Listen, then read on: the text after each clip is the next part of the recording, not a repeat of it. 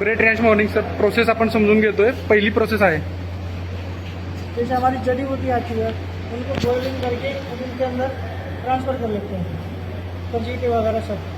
तो उनके अलावा हम ड्रमों में डाल लेते हैं। ड्रमों में डाल के जैसे आप लोगों का ऑर्डर आता है उस हिसाब से हम बॉइलिंग वापस चालू कर लेते हैं बनाने के लिए। तो धीरे धीरे धीरे धीरे माल बना हे जे आहे ते एक्स्ट्रॅक्ट आहे, म्हणजे आपलं जे अमृत ज्यूस बनतं हे एक्स्ट्रॅक्ट येतं आणि त्याच्यातलं मटेरियल थोडं थोडं काढून आपण अमृत ज्यूसला ते वापरण्यात येतं। हे सगळ्या वनस्पतीचं एक्स्ट्रॅक्ट आहे।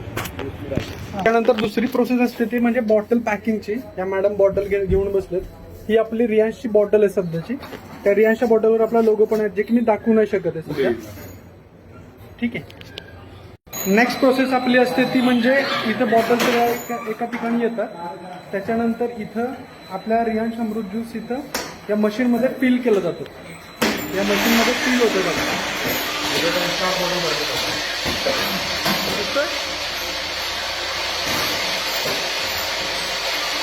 एका वेळेला 4 बॉटलमध्ये 500 ml अमृत ज्यूस टाकलं जातं। त्याच्यानंतर पुढची प्रोसेस आहे ती आहे म्हणजे आपलं जे लॉक आहे वरचं तो पण लावायचं। ते लॉक इथं लागलं जातं।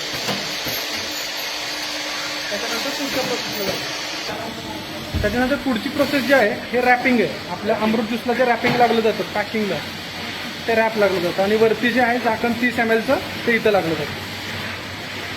ठीक आहे। त्याच्यानंतरची पुढची शेवटची प्रोसेस जी आहे ते म्हणजे ह्याला रॅप लागलं जातं आणि ह्या मॅडम इकडे त्या रॅप बॉटल पॅक झालेली बॉक्समध्ये टाकून देतात। इकडं पॅकिंग आहे। त्याच्यानंतर जे आपल्या बॉटलवरती प्लास्टिकचा रॅप असतो, तर प्लास्टिकचा रॅप इथं लागला जातो आणि या हिटिंग मशीनमध्ये ते कंप्रेस होऊन फायनल प्रोडक्ट आपलं बनलं जातं। त्यानंतर इथं बॉक्स पॅक होऊन आपल्याला ते डिस्पॅच केलं जातं। ही सगळी ऑटोमॅटिक मशीन आहे।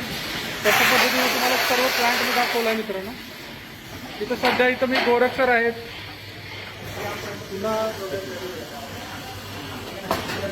मी स्वतः म्हणजे सूरज सुपेकर आहे, विकास भोसले सर आहे। अशा पद्धतीने आपण प्लांट एक्सप्लोर केलं आहे। सर्व प्रोडक्ट स्टार्ट टू एंड आम्ही तुम्हाला दाखवलं आहे। अशा पद्धतीने तुम्हाला समजलं